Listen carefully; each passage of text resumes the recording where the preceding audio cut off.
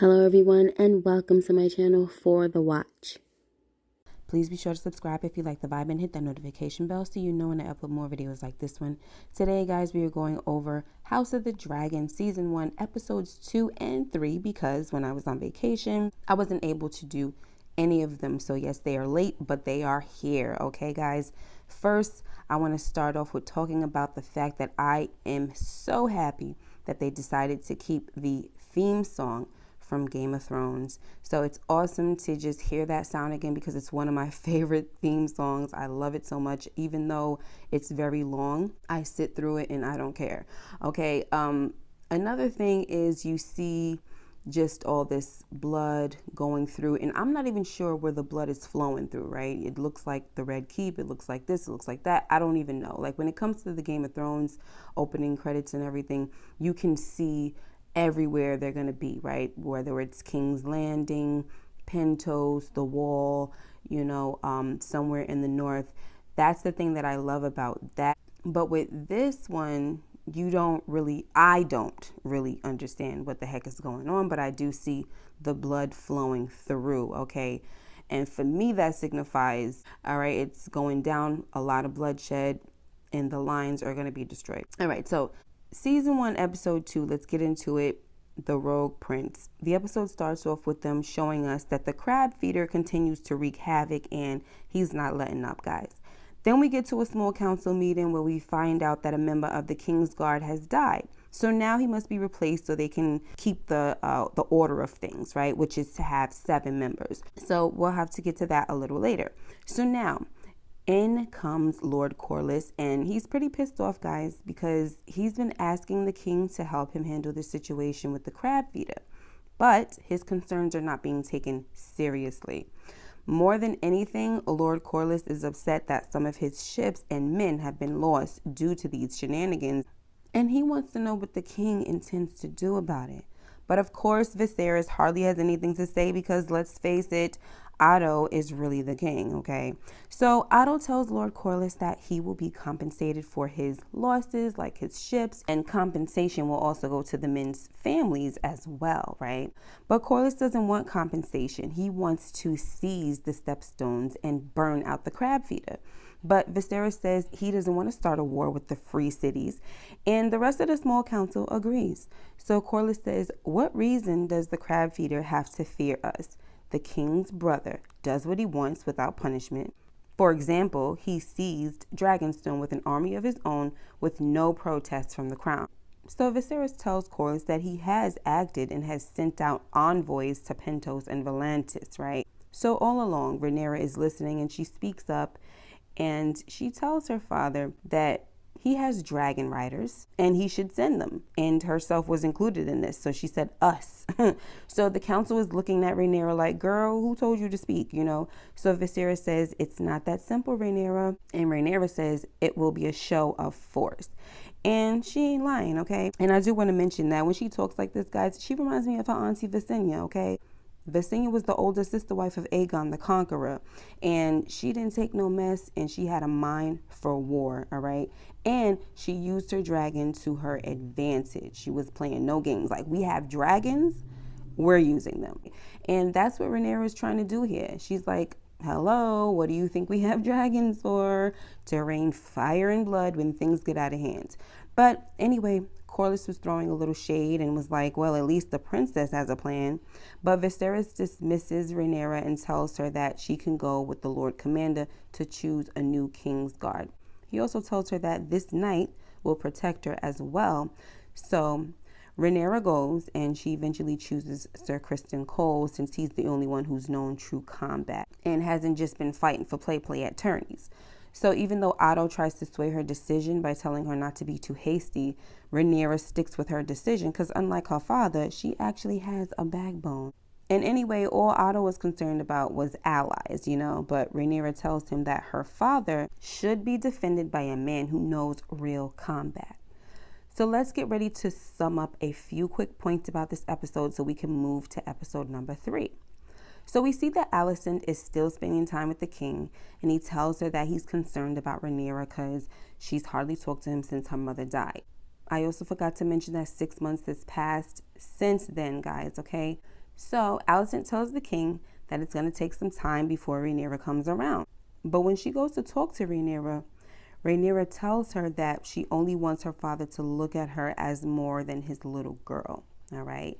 Next, Lord Corlys and Princess Rhaenys meet with the king, and Corlys apologizes for his behavior at the small council meeting. Then he suggests that the king marry his daughter, who is only 12. But Corlys says that this will show the realm that the crown's strongest days are ahead of them and not behind them, okay? The king tells him that he hasn't even thought of remarrying since his wife passed, but Rhaenys tells Viserys that you are expected to marry again and produce more heirs. So next, Viserys goes to tell Otto and the Maester about the marriage proposal. And of course, Otto tells the king that Lord Corlys has overreached and that the matter should have been discussed with the small council. So Viserys is like, that's what I'm doing. So what's your advice? So Otto just says that Laena is young. So the Maester chimes in and tells the king that, yeah, even though the girl is young, the union will seal the breach between these two great houses because there has been a few offenses made, you know. The Maester also tells Viserys that uniting two great Valyrian houses will signal unity throughout the realm. And the look on Otto's face was definitely showing us that he does not agree, okay? But he doesn't have a better argument to offer because there really isn't one. But the bottom line is that everyone agrees that the king must remarry.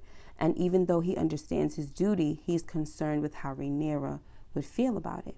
Now, before we move on, I can't forget to mention that the Maester uses maggots to help treat Viserys's rotting finger, okay? Like, what the heck is going on with Viserys' skin all the time? Like, we had the situation with his back. Now we got a rotting finger going on. Like, this dude is not the healthiest, all right? Well, especially when it comes to his skin. Anyway, moving on. So then we get to the next scene where Viserys is taking a walk with little Laena, and she's asking him all these kid-like questions about dragons and stuff like that. And Viserys just seems stressed out about how young she is. And she's so cute, by the way, guys. Then we get a scene with Rhaenys and Rhaenyra, and Rhaenys asks Rhaenyra if her father remarrying bothers her. So Rhaenyra tries to throw the question back on her and says, Laena is your daughter. Does it bother you? And Rhaenys kept it real and said, of course it does, but unlike you, I know the order of things. Rhaenys then goes on to tell Rhaenyra that sooner or later your father will marry, whether it's my daughter or not, and he will produce more children. And if one of them is a boy, when your father dies, the realm will expect him to be the heir, not you. But Rhaenyra has a different plan in mind. She thinks that when she is queen, she will create a new order. But Rhaenys tells her that the Great Council denied a woman as their heir. So what you think is going to happen now, right? But Rhaenyra says, no, they denied you, Princess Rhaenys, but they bent the knee to me. And Rhaenys is like, oh, do you remind your father's men of that as you carry their cups? And I was like, yes, Rhaenys, okay?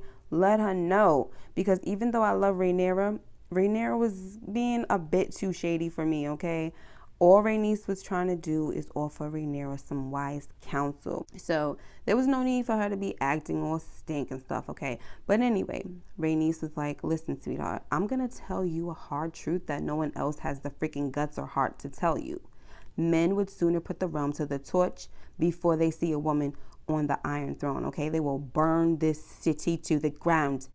And that was all she had to say. And she walked away, and Rhaenyra, there's nothing that she could have said, you know? Next, the king and the small council get word of more of Daemon's shenanigans on Dragonstone. Daemon invites the king to his wedding, and they also find out that Daemon took one of the dragon eggs since he claimed his wife-to-be was pregnant. But the king wasn't prepared to do anything about it, guys, until he found out that the egg Daemon took belonged to his baby that just died.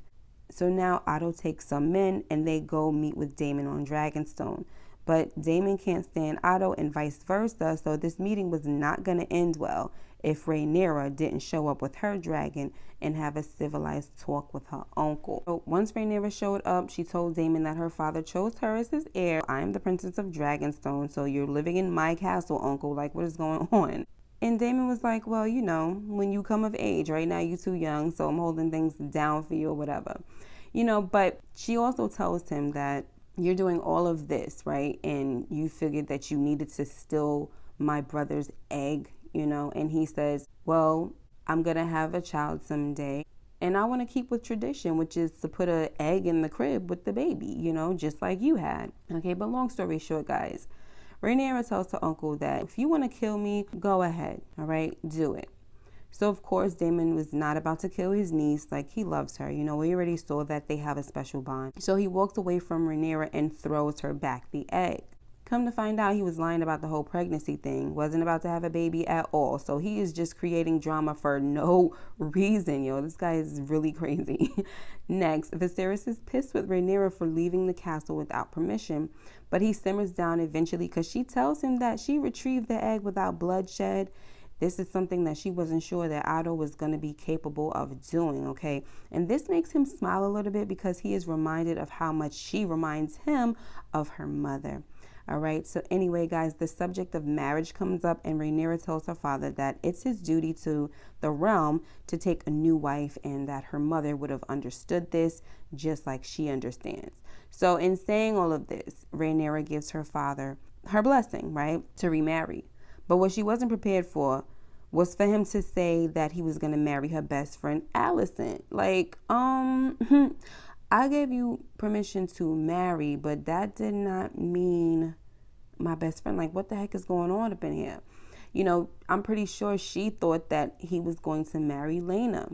Okay, so not only is Rhaenyra pissed off, Lord Corlys is pissed as well. Okay, so he goes to see Daemon and he talks him into being an ally. He says a few things about Viserys that were, you know, a bit offensive and stuff. And Daemon was like, hold on now. I'm the only one who could talk about my brother like that. And I like that he said that, you know. You got to create boundaries, you know what I'm saying? Like, I wreak all this havoc in hell and give my brother a problem, but that's me. Nobody else could do that, not on my watch, okay? So, but Corlys was like, all right, later for all that, we are the second sons and we got to prove our worth. So what's up? You down or not? You know? And that's how the episode ends, guys. So now we're going to go right into episode number 3, which is called Second of His Name. So in this episode, we see that about 3 years has passed and Alicent has already given Viserys an heir named Aegon. And she's pregnant again, guys, looking like she's about to pop. So while they celebrate baby Aegon's 2nd birthday, Corlys and Daemon are at war in the Stepstones with the Crab Feeder. And so a messenger comes to tell King Viserys that they need his help, right, in the Stepstones. But Viserys says that it's been 3 years and it could wait another 3 years, okay? Like, this is my son's birthday party. So while this messenger, whose name is Tyland, I believe, who's not like probably really a messenger, but I'm calling him that, all right? He keeps talking about the importance of the king's help at the Stepstones, right? And the king keeps asking about where the heck Rhaenyra is, okay? So Alicent goes looking for her, and she's in the Godswood reading, and she has someone playing music for her. And she's having him play the song on repeat, okay? A human CD player. And here is where we see this little battle in rank take place, okay? Because Alicent tells the guy to leave, and Rhaenyra says, you are to stay here by order of your princess. And Alicent was like, your queen commands you to leave at once. So the dude leaves, and Alicent tells Rhaenyra that her father wants her to join them on the hunt. You know, he wants us to be together as a family and all that stuff. And Rhaenyra was like, no, I'm good. I planned on staying here and reading, but if the king commands it, then I'll go. So she winds up going, right? And, you know, Alicent was like, you know, it doesn't have to be this way and all that stuff. But it's like, okay, you're saying it doesn't have to be this way, but you just tried to pull rank, right? And it's not even tried to pull rank. You just pulled rank. Like, you know, I'm not feeling y'all. And I told this dude to stay here and finish playing music. And you told him to leave and you pulled rank. So how is that going to make anything better? Like, you're adding insult to injury. Anyway, so during the ride there, Rhaenyra has a serious attitude and she doesn't want to talk to her father or Alicent. He tells her that she has certain duties and she lets him know that she is ceaselessly reminded of this, right? But more importantly, she lets him know that there's no one here for me, okay? And the king had nothing to say about that, okay? But it's clear that she has not been talking to him for the past few years. Like, he made mention that, you know, you've been alone and by yourself and angry for the past few years. Like, And it should be obvious why, you know what I mean? Ever since you married Alicent, your daughter has been having this whole attitude, okay? And we're going to get to the reason, because she does explain why she's been feeling some type of way and why that attitude has not wavered at all.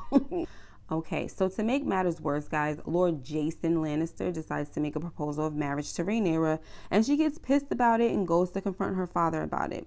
He tells her that she must marry because she has now come of age, and, you know, they basically start arguing in front of everyone, but they are interrupted by Lord Otto, who tells the king that the royal huntsman has sent a report of a white hart, which is a white stag that symbolizes royalty. And Otto, of course, has to remind Viserys that it's no coincidence that the white hart was spotted on little Prince Aegon's name day celebration.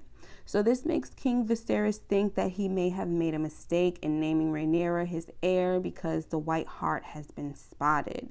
But I love that when they finally caught up with the stag, it was a very big but brown one, okay? And clearly not white hart. But white hart did appear to Rhaenyra and Sir Criston Cole. And this is because after her father told her that she had to get married, Rhaenyra ran off, and Criston Cole, who is sworn to protect her, he had to run after her. So they were out in the woods together all day and night, and during the night, a boar comes out and attacks them. First, he goes after Criston and knocks him on his freaking behind, then heads over to Rhaenyra. So Criston gets up and he stabs the boar, but the boar was still alive. So Rhaenyra stabs him up, and she was clearly taking out her frustration on him, okay? Like, she was just poking holes all over the place. And this whole situation with the boar might have been a little Easter egg or, you know, nod to Game of Thrones, because we have the fact that Robert Baratheon went on a hunting trip and was killed by a boar, right? And in this situation, we get Rhaenyra attacked by a boar as well, but she escaped with her life. In both cases, the boar is killed and brought back to be feasted on. All right. But anyway, guys, it's daylight now, and they're on their way back to the camp, and that's when they see the white hart stag. And this is a clear sign that Rhaenyra was the true heir, no matter what anybody had to say. Okay. So Rhaenyra stops Criston from killing White Hart, and they move right along.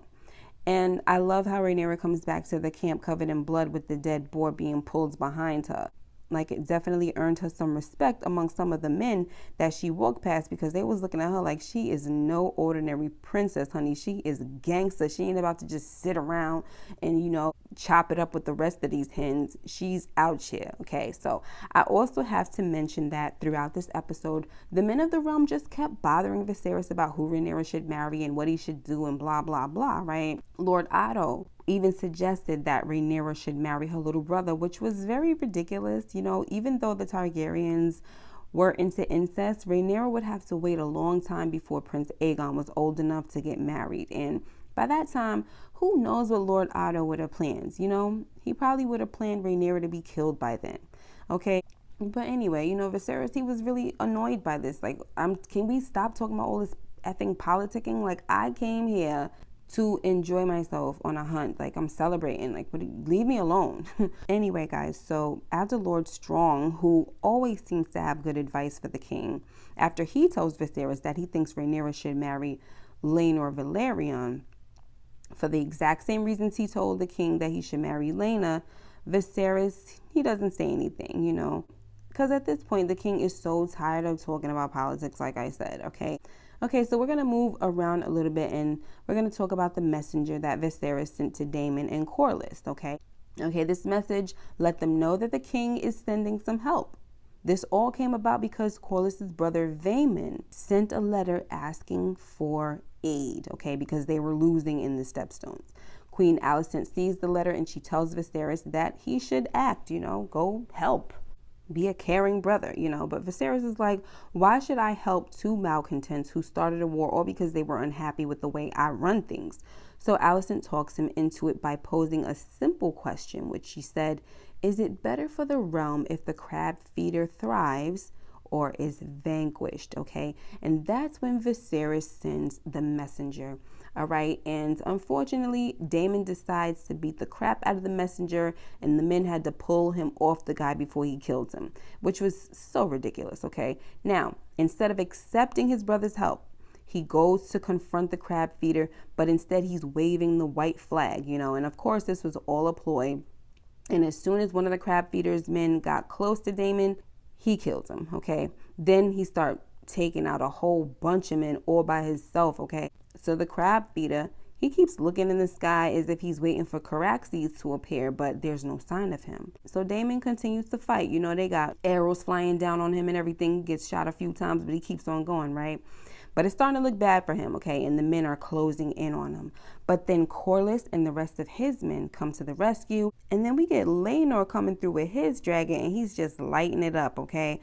I do want to mention real quick, guys, that I like how Laenor's dragon, I think the name is Sea Smoke, I like how Sea Smoke looks healthier than Caraxes. Like, I don't like that Caraxes has this skinny body, you know? It reminds me of like a snake with legs and wings. You know, it's just really weird looking. But anyway, back to the fighting at the Stepstones. So Daemon goes into the cave, and when he comes back out, he's carrying the crab feeder's body, well, at least half of it, all right? And his intestines are hanging out as well, okay? Now, one thing is for sure, Daemon was determined to ensure that he defeated the crab feeder by himself, or at least died trying, okay? Because he didn't want help from his brother just so the victory could be his, you know, credited to Viserys. He wasn't trying to have that. No, he wanted to make his worth, just like Corlys told him he had to in episode 2, you know, like as second sons, we got to make our worth, you know? So this is how the episode ends, guys. But, you know, the crab feeder, his skin was looking all jacked up, like he had grayscale and stuff like that. So I hope Viserys was very careful. But did he have grayscale for real, though? Because when we first see him 3 years ago, we saw his face was all jacked up already, right? And when we get a closer look, it looks like grayscale. But it's like, how come after 3 years, his body is not covered in it? Because if we think about how the grayscale was really spreading rather quickly on Jorah Mormont in Game of Thrones, you know, it wasn't that long. You know what I'm saying? And even if they were to say that it would probably a year passed by, this is 3 years that the crab feeder has been around. And his grayscale doesn't look like it's all over. It looks very patchy. Like grayscale kind of connects, you know what I'm saying? Like he got like patches of grayscale on him. So I really don't know what the heck is going on. And maybe he was pulling it off every now and then, which is the reason why his skin was looking all raw. You know, maybe he was pulling it off. So yeah, he was probably stopping the growth some way, somehow. Got a little insight to what Sam was doing for Jorah. But anyway, guys, so like I said, that's how the episode ended. And I also want to mention that Viserys and Rhaenyra had a talk, and she let him know how she felt, right? She felt like Viserys was going to marry her off so that Aegon could replace her. And Viserys tells her that she must get married before he dies. Like, he wants to see her happy and contented and all of that. So Rhaenyra reminds him that if he wanted to marry for advantage, he would have married Lena Velaryon, you know, but he chose out of desire, basically, you know. So by bringing this up, Rhaenyra is telling her father that she should be able to choose just like he was able to. So then he tells Rhaenyra that she can choose her own match and to find one that pleases her. This definitely makes her smile a little, you know. Then she gets up to leave, but her father stops her and tells her that he did have a second thought at one point when it came to naming her his heir, but now he promises on her mother's memory that she will not be supplanted, okay? Ain't nobody gonna take your place. You are the heir, and I'm sticking to that. All right.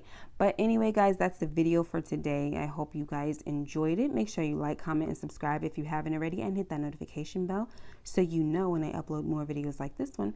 Until next time, you guys take care and be blessed, and I'll see you in the next video. Bye-bye. For the watch.